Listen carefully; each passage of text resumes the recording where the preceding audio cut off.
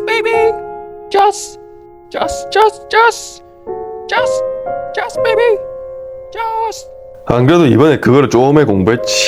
오늘 씹을 거는 전에도 경제위기 기준이 뭔지 알려줬는데 이번에는 실질적인 측면에서 본질을 알려주고 지금 한국인들은 그게 뭔지 제대로는 모르지만 일단 들어는 봐서 알고는 있는 미국의 서브프라임 모기지 사태랑 이 한국의 IMF 외환 위기를 들어가보자고. Let's get it. 으이! 자, 그래서 오늘 주제 경제위기의 본질, 부재, IMF 외환 위기와 서브프라임 모기지 사태. 자, 일단 오늘은 약간 뭐 좀 경제위기의 예시, 그걸 통해서 또 다시 한번 이 경제위기의 본질이 뭔지 한번 살펴보자 이거지. 자, 그래서 오늘 다룰 거 목차 한번 보자면 첫 번째는 위기의 개념이 뭔지 다시 한번 짚을 거고, 그 다음 위기 사건, 방금 말한 그 두 가지 사건 그걸 좀 씹을 거고, 마지막으로 마무리 싹 들어가자. 자, 위기 개념. 인류 역사상 이런저런 많은 경제위기 사건이 있었지만 결국 경제위기의 핵심은 한 가지야. 은행이 의심받고 사람들이 한꺼번에 돈을 되찾으러 가는 상황. 이 뭔지 그 용어가 있잖아. 바로 뭐다? 뱅크런이다. 뱅크런. 뱅크런. 은행으로 열라 뛰어가는 거. 그러니까 기준은 은행이야. 일반 시중은행. 은행의 재무 상태가 괜찮은지 아닌지 봐야 돼. 지가 맡긴 돈을 잃을 수도 있다는 생각. 은행이 위험하다는 의심이 들면 위험한 거야.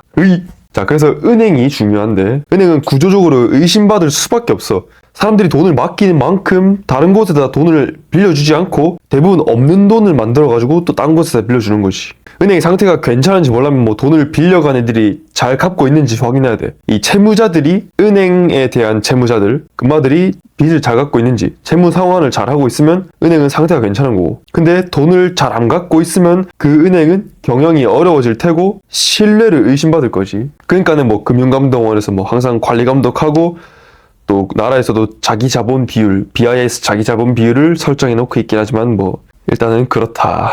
자, 그래서 빠르게 위기 사건들을 한번 다뤄보자고. 첫 번째, 서브프라임 모기지 사태. 영어지. 서브프라임, 모기지, 융자. 어쨌든 뭐 그런 게 있어요. 그런 상품이. 리먼 브라더스 금융사를 중심으로 터진 경제위기 사건이지. 많이들 들어봤을 거야. So simple해, so easy해. 자, 우선 미국 상황을 한번 봐야 돼. 자, 미국은 일단 소비 경제 사회예요. 사람들이 돈을 써제껴야 이 경제가 살아난단 말이지. 돌아가고. 근데 금마들은 돈이 없어야 일을 하고 있을 때는 안 하는 놈들이야. 그때 분위기가 그랬어. 지금은 그럴지 모르겠지. 그래서 2000년대 미국 정부는 이 인마들이 일을 하게끔, 미국 국민들이 일을 하게끔 만들기 위해서 고민하다가 떠올린 게 바로 집이야. 서민들이 자기 집을 가지게 되면 일을 열심히 할 걸 생각한 거지. 뭐 이러한 상황에서, 그런 맥락에서, 그런 시대 분위기에서 쌈뽕한 파생 상품이 하나 싹 나오는 거지. 바로 신용도가 낮은 사람에게도 집을 담보로 대출해주는 상품인 서브프라임 모기지가 있는데, 금융사에서 그를 통해 가지고 또 상품을 만든 거야. 그게 아주 쌈뽕하다 이거지. 이 대출이니까 그거는 사람들이 매월 대출 이자를 갚아야 되는 계약서를 쓰지? 그럼 그거를 한번 이렇게 손보는 거야. 바로 다음 달, 그 다음 달, 다다음 달 이렇게 순서대로 사람들이 그 이자를 갚겠지? 그러니까 근시일 내에 그 이자를 갚겠다는 계약 내용을 가지고 상품을 만드는 거지. 자, 1월, 2월, 3월 등 이제 매달 이자를 갚겠다는 그 내용이 있지. 계약서에 그 돈을 빌려간 사람들, 서민들 그런 계약 내용이 있지. 그러면 그 대출한 모든 사람, 그 계약서를 쓴 채무자의 모든 채무자들의 그 1월에 이자를 갚겠다는 그 계약서를 이렇게 다 하나하나 떼와가지고 모아. 하나로. 뭐 쉽게 말하면 다음 달 만기인 상품인 거야. 그 1월 달에 그 갚겠다는 그 계약 내용을 모은 거를 하나의 상품으로 또 만든 거지. 이 상품의 만기가 바로 다음 달인 거지. 그런 상품을 만든 거야. 이게 가능했던 이유는 첫 번째, 그때 미국은 저금리였고, 두 번째, 바로 다음 달 만기라 가지고 다음 달 이자를 갚지 않는 일이 벌어지지 않을 거라 생각했지. 세 번째, 나아가 온 미국 국민이 갚지 못하는 상황이 오지 않을 거라고 생각한 거지. 사람들이 이자를 갚지 않고 연체하게 되면 돈이 안 들어온다는 말이니까 이 상품의 가격은 떨어지고 이자를 잘 갚으면 가격은 오르는 거지. 이 상품은. 이런 상품이 존나 획기적이지. 나도 처음 들었어. 이런 게 있는 줄. 공부하면서 알았어. 근데 이게 이런 쌈뽕한 상품이 그때 처음 만들어진 게 아니야. 원래 있던 거야. 그러니까 이렇게 대출 채권, 돈을 빌려준 금융사 입장에서는 채권자지. 그러니까 그런 대출, 사람들이 대출해간 그 채권 내용, 그걸 통해 만든 파생 상품을 CDO라고 하더라고. CDO라고 한대. CDO. 자, 그러면 한편 여기까지 뭐 그러다 쳐. 여기까지는 그렇다 쳐. 사람들이 뭐 그런 원래 그런 상품도 있었다 하고 뭐 그런 걸 모아가지고 뭐 방금 말했듯이 뭐 첫 번째, 두 번째, 세 번째 그런 이유를 말했듯이 온 국민들이 그걸 안 갚을 상황이 올 거라 생각했겠냐고. 그러니까 뭐 그 정도까지는 상품을 만들 수 있어. 주택담보대출 통한 상품을 만들었어. 거기까지는 그렇다 쳐도 진짜 문제는 이제 시작이야. 이 상품, 이 CDO의 상품 가격이 오를지 떨어질지, 방금 상품 가격이 올라갈지 내려갈지 바뀐다 했잖아. 그 상품이 계속 바뀌는데 그게 떨어질지 오를지 예측하는 상품도 생겨. 여기에 주택담보대출 그 상품이 있어. 여기 주택담보대출 받고 이걸 토대로 그 계약서를 모아가지고 CDO를 만들었어. 여기까지는 괜찮아. 근데 그 CDO의 가격이 오를지 내릴지 말지 그걸 또 결정하는 그런 상품을 딱 만든 거지. 이따가 한마디로 내기 상품인 셈이야. 근데 거기서 함수를 더 떠가지고 이 내기에 보험 상품도 만들고 또 한수를 더 떠가지고 그 보험 상품의 가격 변동 내기 상품도 또 만들어. 그러니까 뭐 이 상품의 꼬리를 물어서 이 CDO의 내기 상품을 만들고 그 내기 상품의 보험 상품을 만들고 그 보험 상품의 또 내기 상품이 만들어진 거지. 그렇게 계속 한 가지 주택담보대출 그 상품 가지고 쭉 만들어진 거지. 연결고리 그냥 어마무지하게 만들어졌다 이거야. 그냥 줄줄이 엮어가지고 그냥 비엔나 소시지 마냥 막 엮어서 만들었다는 거야. 쉽게 말하자면 두 명이 짱깽보 가위바위보를 하는데 그 판에 그 옆에서 보는 새끼들이 내기를 걸어. 그러면 그 내기를 거는 그 사람들에 대해 또 내기를 거는 거야. 그걸 또 내기 못 내기. 자, 그러면 이 상황에서 위험 요소는 뭘까? 바로 인간들이 떼거지로 대출 이자를 못 갚는 상황이지. 근데 그 상황이 또 기적같이 일어나.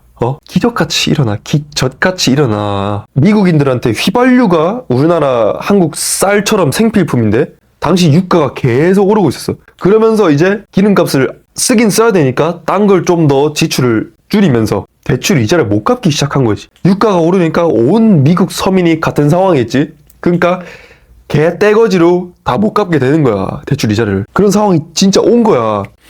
대규모로 대출 연체가 생기면 그 해당 금융사가 또 손해를 입을 거고 이 내기 행진이 또 얼마나 이어졌을지 모르지. 그에 대한 손해 역시 얼마나 될지 모르니까 이 사람들이 금융사를 의심하고 돈을 다 빼가기 시작한 거야. 그렇게 이제 리먼 브라더스라는 금융사를 필두로 많은 금융사가 이제 다 자빠지고 미국이 또 세계 경제의 중심이니까 이 미국에서 휘청거린 게 세계 전역으로 싹 퍼지면서 국제 금융위기가 생긴 거지.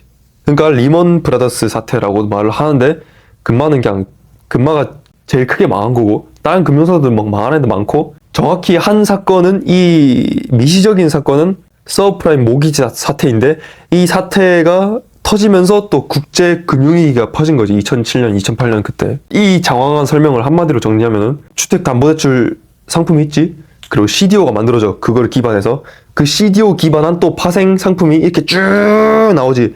그러다가 대규모 이자 연체. 빡! 거기에 인마들이 그 이자가 연체되니까 수익에 의심이 되지. 그 금융사에. 그러니까 의심이 생기고 대규모 인출. 그리고 패망.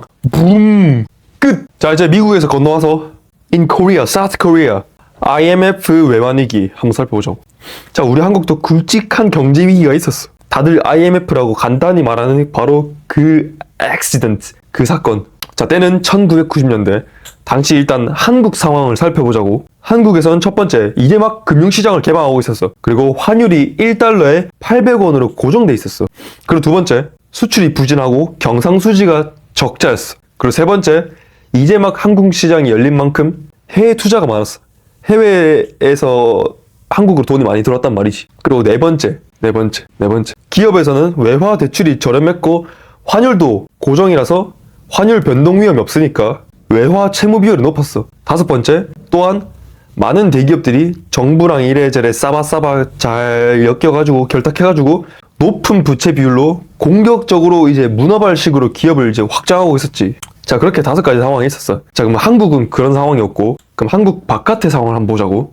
1980년대 초에 일본 기업이 세계 경제를 싹 압도하던 시기였어. 그때 막 소니 그때 미국 세계 시총 순위 보면 10개 안에 대부분 다 일본 기업이었어. 그만큼 잘 나갔다 이거지. 지금 미국만큼. 그래서 이를 견제하기 위해서 미국이 엔화의 가치를 높이는 조약을 맺는 플라자 합의가 1985년에 이뤄져. 이때부터 일본 경제가 2020년대에도 지금 이제서야 겨우 회복 조짐이 보이는 것 같은, 그만큼 회복하기 힘들 정도로 경제가 박살나지. 자, 자국 화폐 가치가 올라가면은 어떻게 돼? 수출에 불리하지. 그러니까 일본의 힘이 약발이 좀 떨어져.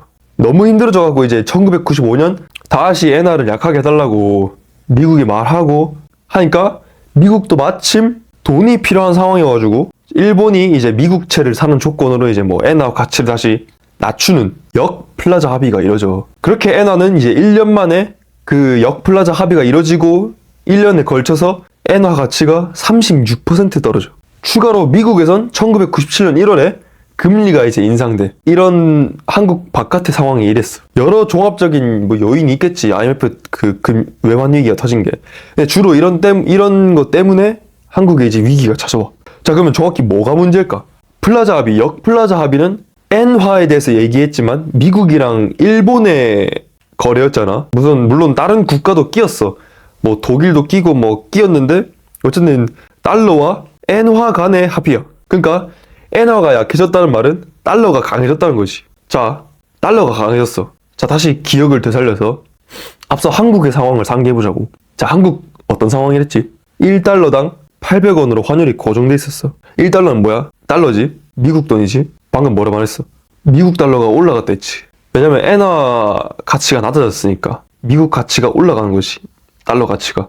그럼 달러 가치가 올라갔으니까 그 달러의 환율이 고정된 원화 가치도 올라가겠지. 같이 올라가 버린 거야, 원화도. 자, 한국은 수출 경제지. 그럼 원화 가치가 올라가면은 수출에 10손해야, 쌉손해야. 한국은 이미 무역에서 손해를 보고 있어서 경상수지가 적자였어. 근데 거기서 더 손해를 보기 시작한 거지. 자, 초반에 경상수지가 적자라 했다 했지. 이 말은 곧 외화를 많이 못 벌고 있었다는 거지. 잘 못 보고 있었어. 외화가 들어오는 외화 양이 적었단 말이지. 근데 그래도 괜찮았어, 그때까지. 왜냐면 해외에 한국 투자가 많았기 때문에 외화가 많아서 괜찮았어. 근데 역플라자 합의로 달러가 강해지고 원화도 강해지고 경상수지는 더 악화하면서 이제 한국 신뢰가 의심받게 된 거지. 그러면서 이제 투자금이, 다시 말해서 외화가 대규모로 그냥 싸그리 빠진 거지. 그리고 미국 금리 인상으로 미국에 대한 투자 매력이 올라가면서 또 한국에서 외화가 빠지고 미국으로 간 것도 있는 거지. 뭐 그리고 그때 당시에 막 뭐 아시아 전체적으로 그렇게 다 해외에서 투자 자본이 그런 다 대규모로 빠지던 상황이었어. 한국도 같이 그렇게 흐름을 탄 거지. 같이 빠진 거지. 어쨌든 이렇게 표면적인 원인을 살펴봤어. 그럼 직접적인 원인을 한번 살펴보죠. 자, 한국의 외화가 절대적으로 부족한 상황이지. 그리고 기업이 외화를 많이 빌린 상황이야. 그러니까 한국 기업인이 한국의 은행에서 돈을 빌렸겠지. 외화를 빌렸어도. 외화를 빌린다고 해서 뭐 외국 기업에서 바로 돈을 빌리는 게 아니라 한국의 시중은행을 거쳐가지고 외화를 빌린단 말이지. 그러니까 다시 말하면 이 한국의 시중은행이 외국에서 돈을 빌리고 그 돈을 한국 기업에 다시 빌려준 거지. 그러니까 외화가 나라에 절대적으로 부족하니까 나라 자체의 외화가 부족하니까 이 은행에서도 외국에서 빌린 돈을 갚지 못하게 되는 거지. 그러면서 은행이 망하게 된 거지. 추가로 굵직한 기업들도 이제 하나 둘 줄줄이 망하면서 나라 전체가 이제 휘청이게 된 거지. 왜냐면 많은 그 대기업들이, 작은 기업도 아니야, 대기업들이, 또 다수의 대기업들이 그런 은행에서 대규모로 그렇게 돈을 싸그리 다 빌려갔는데, 빌린 상태였는데 은행도 망하고 기업도 망하고, 그러니까 기업 망하니까 은행 또 망하고, 돈을 갚을 돈이 들어온 데가 없으니까 은행 지도 돈을 못 갚고 있고 기업도 은행에 돈을 못 갚고 있고, 그냥 다 동시다발적으로, 그냥 동시다발적으로, 그리고 연쇄적으로 싹 다 망한 거야. 그러니까 그냥 이걸 또 한마디로 정리하면은 대규모 외화 유출이 시작되고 은행이 파산하지. 이거 첫 번째, 이렇게 한 덩어리 첫 번째. 그리고 두 번째로 대기업 파산하고 연쇄적으로 은행도 파산. 이렇게 두 가지가 이렇게 빡 한 거야. 이게 끝이야. 어쨌든 은행에 한국을 크게 하나의 은행으로 본 거지. 그러니까 한국이 의심받으니까 돈을 다 빼가고, 그러니까 결국 망했다 이거지. Let's get it! 자, 그래, 마무리 들어가보자. 그러니까 어쨌든 핵심 은행이야. 방금 서브프라임 모기지 사태에서는 그런 사람들이 이자를 떼거지를 못 갚게 생기니까 그 금융사, 그 돈을 빌려준 금융사에 의심이 생기고 돈을 다 빼갔지. 그리고 IMF 때는 해외 투자자들이 한국이 의심돼서 돈을 다 빼갔지. 그러니까 의심, 인출, 의심, 돈 빼감, 의심, 대규모로 돈 빼감. 이게 핵심인 거야. 돈의 순환고리에 중추를 맞는 곳이 은행이 의심받고 거기서 돈이 대규모로 빠지면 망하는 거야. 그러니까 은행을 잘 살펴야 돼. 최소한 네 자신만이라도 피해를 안 보고 싶으면 잘 대비해야 돼. 그 방법은 이전에 다른 글에서 확인하고, 경제 위기 예측과 대비에 대해서 다룬 게 있으니까. 자, 경제혁명을 중심으로 인생을 혁명적으로 바꾸려는 피조물들아, 나를 따라 함께 성장 들어가자. 으이! Just baby.